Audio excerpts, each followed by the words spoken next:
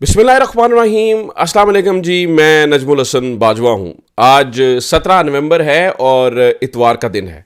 नाज़रीन कराम, जब इमरान खान साहब ने 24 नवंबर की कॉल दी तो इस कॉल के बाद बहुत सारे लोगों के दिलों के अंदर ये वसवसा था कि इमरान खान साहब बड़ी जल्दी कर गए हैं। मतलब मैं पीटीआई के कुछ लोगों को जानता हूं जिनका ये ख्याल था पहले पहल के, जब इमरान खान साहब ने फ़ौरन कॉल दी और उन्होंने कहा कि भाई इमरान खान साहब ने हमसे मुशावरत नहीं की, ये बड़ा इमरान खान ने जल्दी का काम किया। इससे ये होगा कि भाई ना हम लोग इकट्ठे कर सकेंगे, ना लोग हमारी कॉल पे निकल सकेंगे। बल्कि कुछ लोग गए भी इमरान खान से मिलने और उन्होंने इमरान खान को मिलकर समझाने की कोशिश की कि आप 24 तारीख की कॉल जो है उसको थोड़ा सा डिले कर लें, यानी कि हमें मोमेंटम बनाने का टाइम दीजिए। यानी हम पहले जलसे जुलूस करें एक जगह पे, दूसरी जगह पे, तीसरी जगह पे, फिर हम ज़रा मोमेंटम बना लें, उसके बाद हम फाइनल कॉल देते हुए नज़र भी आए तो फिर उसकी समझ आएगी। ये बड़ी प्री मेच्योर सी कॉल है तो इसको मत दीजिए। इमरान खान साहब ने इसके ऊपर एक जवाब दिया था। उन्होंने कहा था कि I know what you don't know, मुझे उन चीज़ों का इल्म है जिन चीज़ों का तुम्हें पता नहीं है, लिहाजा मैं जैसे कह रहा हूं वैसा करो। और नाज़रीन कराम, ऐसा ही हुआ। अब जो हालात बन गए हैं और जो चीज़ें बन गई हैं, इससे तो यही नज़र आता है कि वाकई जो इमरान खान को इल्म था वो किसी और भी तहरीक इंसाफ के कारकुन को, क्या किसी अहम रहनुमा तक को इल्म नहीं था कि जो इमरान खान जानता था कि यार इस तरह का माहौल बन जाएगा। इंटरनेशनली एक ऐसा प्रेशर का माहौल बन चुका है। पहले आप उस अमरीकी खत को देखिए और फिर वो रेजोल्यूशन 901, फिर उसके बाद 62 कांग्रेसमैन, कल फिर दोबारा से 42 कांग्रेसमैन, उनका खत आया और उसके बाद फिर बरतानवी वजीर खारजा का खत। नाज़रीन कराम, इन तमाम तर चीज़ों ने मुक़्तदरा को एक इंतहाई ज़्यादा प्रेशर के नीचे ले आया है और अब अचानक से बीच में दौड़ें लगना शुरू हो चुकी हैं। ये बात होना शुरू हो चुकी है कि यार सुलह सफाई की कोशिश करें। तो कुछ लोग हैं जो एक्टिव हो चुके हैं और जो बीच में सुलह सफाई करवाने की कोशिशें कर रहे हैं और जिनका दिल है कि किसी तरीके से सुलह सफाई हो जाए। वो क्या मशवरे दे रहे हैं? कौन ये कह रहा है इमरान खान साहब को कि आप ये अंडरटेकिंग दे दें, ये लिख कर दे दें कि भाई आप वापस बदला नहीं लेंगे। इसके बदले में इमरान खान से, यानी कि इमरान खान से तो ये मांगा जा रहा है आप लिख के दे दें। इसके बदले में इमरान खान को क्या दिया जाएगा? इमरान खान से किस मौजू पे बात हो सकती है? कौन से नाम, मैं नाम भी आपके सामने रख दूंगा, कौन से लोग जो है ना वो सुलह सफाई की, सुलह जो की कोशिश कर रहे हैं और कौन से लोग ये कह रहे हैं कि भाई थोड़ा सा ठंडा हाथ रखें, थोड़ा सा हाथ थौला रखें, अपने दिमागों को ठंडा रखें, चीज़ों को बेहतर तरीके से डील करते हुए चीज़ों को एक अच्छी तरफ लेके जाया जा सकता है। नंबर 1, नाज़रीन कराम, इस मौजू के ऊपर जो है वो खुलकर बात करेंगे।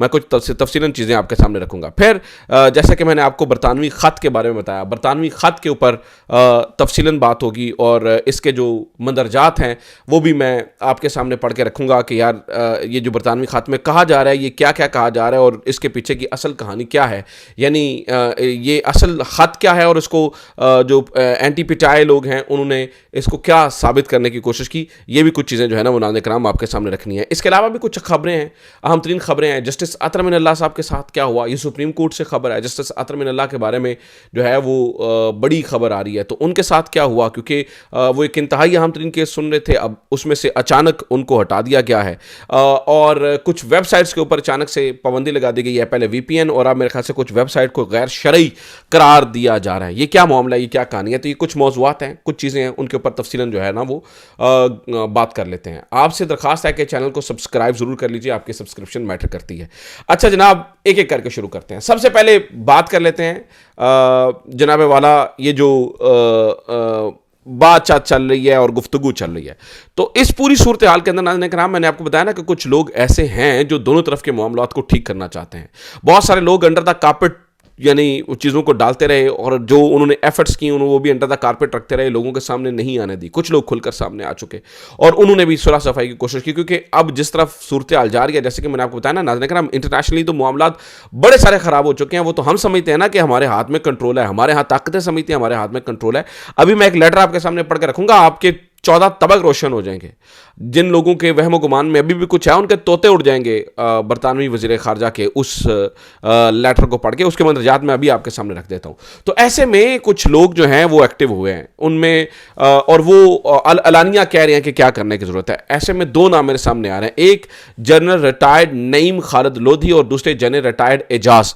अब ये दोनों बड़ी सेन गुफ्तगू कर रहे हैं। जनरल रिटायर्ड नईम खालिद लोधी हमेशा से ताकतवरों के अनऑफिशियल रिप्रेजेंटेटिव रहे हैं, हमेशा से वो उनको रिप्रेजेंट करते रहे हैं। और जनरल रिटायर्ड नईम खालिद लोधी कोई आम आदमी नहीं है, ये कोई आम जर्नैल नहीं है, ये बड़ा तगड़ा जर्नैल है और बड़ा वेल कनेक्टेड जर्नैल रहा है। तो इन्होंने एक मशवरा दिया, उन्होंने कहा जी दो चीज़ें हो सकती हैं। सबसे पहली बात यह है कि कुछ चीज़ें इमरान खान को करनी पड़ेगी और कुछ चीज़ें एस्टैब्लिशमेंट को करनी पड़ेगी। इमरान खान को क्या करनी पड़ेगी? इमरान को कहते हैं जी दोनों के अंदर खौफ है, उस खौफ को ख़त्म करना ज़रूरी है और उस खौफ के अंदर किसी ना किसी को बीच में आना पड़ेगा, किसी ना किसी को ट्रस्टी बनना पड़ेगा, किसी ना किसी को दोनों का कॉन्फिडेंस अपने ऊपर बहाल रखने के लिए कुछ ना कुछ करना पड़ेगा। तो जो बहरहाल नाज़रीन किराम चीज़ें कही जा रही हैं, जो इमरान खान को कहा जा रहा है वो क्या करने वाला है। इमरान खान से डिमांड ये की जा रही है, कहा यह जा रहा है, अब ये जनरल रिटायर्ड नईम खालिद लोधी कहते हैं जी इमरान खान से कोई से ये चाहिए कि वो एक अंडरटेकिंग दे दे, इमरान खान अपने एक अंडरटेकिंग दे दें, उसके अंदर लिखा हुआ हो कि जब भाई मैं इक़्तिदार में आ जाऊंगा, जब हमें इक़्तिदार मिल जाएगा, गो के बड़ा जुल्म हुआ, गो के बड़ा तशद्दुद हुआ, गो के जिस तरह से लोगों की माओं बहनों और बेटियों को जलील किया गया वो हम सबके सामने है। लेकिन इसके बावजूद इमरान खान साहब जो है वो ये अंडरटेकिंग दे दें भाई किसी से कोई भी बदला नहीं लिया जाएगा, जो जहां पर है वो वहीं पर रहेगा, हम किसी से बदला नहीं लेंगे। तो इस अंडरटेकिंग की मद में कि जब इमरान खान साहब वो जैसे वो ट्रुथ एंड रिकंसिलिएशन नहीं हुआ था कि जिसने जो कुछ किया बस ठीक है, अब जो है ना वो चीज़ों के अंदर हमने हेर नहीं बढ़ानी, तो वो कुछ इस तरह का प्रपोजल कहा जा रहा है, कुछ बात इमरान खान से की जा रही है कि आप अगर आप अंडरटेकिंग दे दें कि आप कुछ नहीं कहेंगे तो चीज़ें आपसे तय हो सकती हैं। वापसी में इमरान खान को क्या मिलेगा? इमरान खान को तमाम झूठे केसेस, जिनके अंदर झूठे तौर पर केसेस बना के और उनके अंदर दबाव डालकर इमरान खान को जो है ना वो जेल में डाला गया। ऑब्वियसली इमरान खान की रिहाई जो है वो अदालतों की वजह से ही होगी।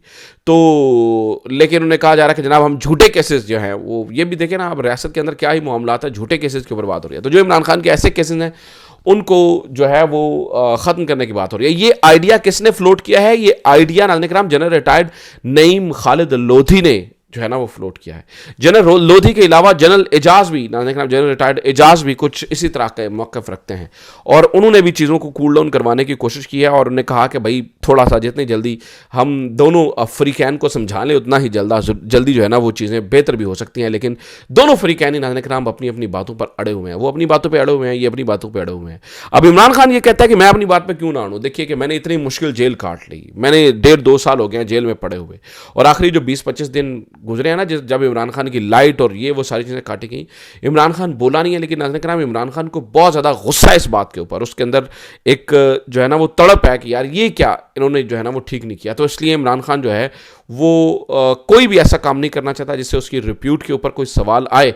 लेकिन इमरान खान साहब जो है ना वो अब जो है ना वो बज़ोरे बाजुई शायद चीज़ें करना चाह रहे हैं। उन्हें लगता है कि भाई अगर राउंड टेबल पे बैठ के गुफ्तगू करने की कोशिश की, कुछ यानी कि कहा गया कि हम आपकी मान लेते हैं, कुछ आप हमारी मान लें, तो फिर शायद ये लड़ाई उस तरह से ना जीती जा सके। तो लिहाजा इमरान खान अवाम की मदद से नाज़रीन किराम ये लड़ाई जो है वो जीतना चाहता है। तो ये बड़ी स्टोरी है और बड़ी अहम तरीन स्टोरी है कि सुलह सफ़ाई की कोशिशें हो रही हैं और सुलह सफ़ाई हो सकता है हो जाए। मुझे इस बात का कभी इम्कान है कि ये सुलह सफ़ाई नहीं होगी, मुझे इस बात का कभी इम्कान है, क्योंकि दोनों तरफ जो लोग बैठे हैं वो ज़िद्दी हैं और वो समझते हैं कि ठीक है एंज तो फिर एंज सही, तो एंज तो फिर एंज सही में से काम जो है वो नहीं चला करते हैं।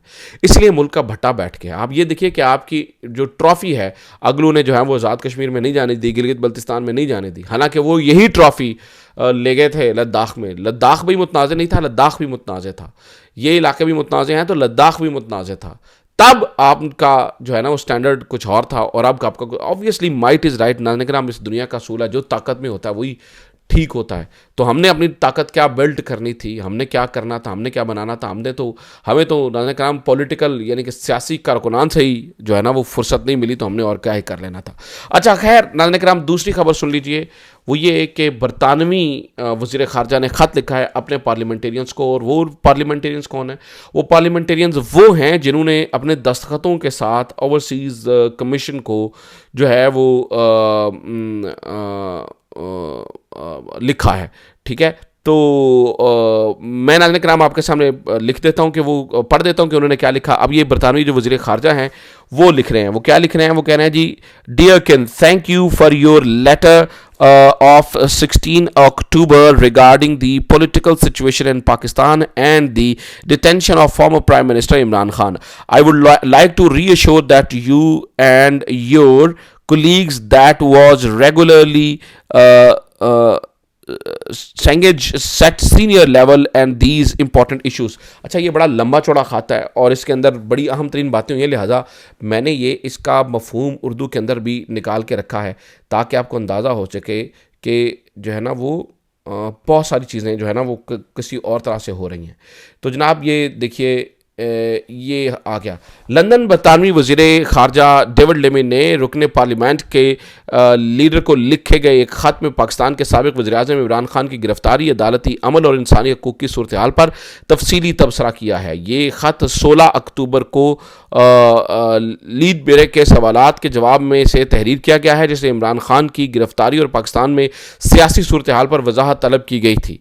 डेविड लेमी ने अपने ख़त में ये वाज़ेह किया है कि पाकिस्तान का आलमी निज़ाम अदालती निज़ाम इसका दाखिली मामला है, लेकिन बरतानवी हुकूमत ने पाकिस्तानी हुकाम को याद दिलाया है कि इन्होंने बैनुल अक़वामी मुआहिदों पर दस्तखत किए हुए हैं। उन्होंने ये भी कहा कि हमने ज़ोर दिया है कि पाकिस्तानी हुकाम को शफाफ अदालती अमल, मुनसिफाना ट्रायल और आसानी इसके वक़ार की हिफाजत करे कि असूलों पर अमल करना चाहिए, और ये बात इमरान खान समेत तमाम शहरियों पर यकसा तौर पर लागू हो गई है। और भी उन्होंने बहुत सारी बातें की हैं, लेकिन ये इम्पॉर्टेंट बात है। तो नाज़रीन किराम, ये कहानी है और ये पूरा मामला है, और इस तरह से जो है ना वो चीज़ों को किया जा रहा है। जैसे कि मैंने आपको बताया कि यहाँ पर भी बहुत सारी चीज़ें जो है ना वो हो रही हैं, और वो समझ से बालातर हैं, समझ से कासिर हैं। ख़ास तौर पर जैसे मैंने आपको बताया ना कि बरतानवी वज़ीर ख़ारजा का जो ख़त है, उस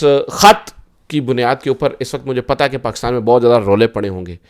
कोई किसी को पूछ रहा होगा तेरा ना है, तेरा ना है, कोई किसी को कह रहा है भाई वो तुम्हारी रिपोर्ट बनी है। तो मैं कुछ एक्सपर्ट्स को जानता हूँ जो ट्रेडिंग वगैरह करते हैं और ये सारी चीज़ें करते हैं, तो वो भी बहुत इस बारे में कंसर्न्ड हैं। वो भी इस बारे में बहुत कंसर्न्ड हैं कि यार ये सब कुछ जो है ना वो पाकिस्तान के अंदर क्या हो रहा है। तो ये इस वक्त की सूरत हाल है नाज़रीन किराम, यानी सुलह सफाई की कोशिश की जा रही है, और ये जो ख़त है बरतानवी, ये बहुत ही इम्पॉर्टेंट ख़त है। और इस मामले के ऊपर जो कारोबारी हजरात हैं, ख़ास तौर पर ये मैंने ट्रेडिंग का जिक्र इसलिए किया क्योंकि आपको पता है कि स्टॉक एक्सचेंज इस वक्त कहाँ पे पहुँची हुई है।